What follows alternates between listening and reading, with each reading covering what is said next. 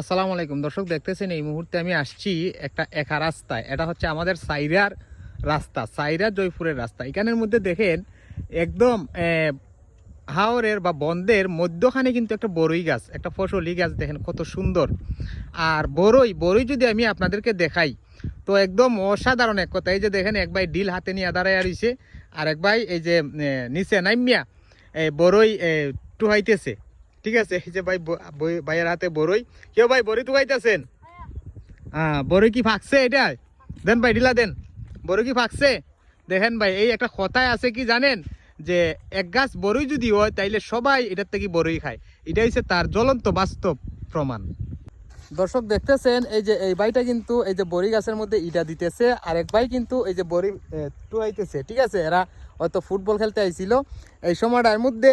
আমিও আইয়া পড়ছি। ঠিক আছে, দেখেন আমিও এখানের মাঝে কিন্তু খুব উন্নত মানের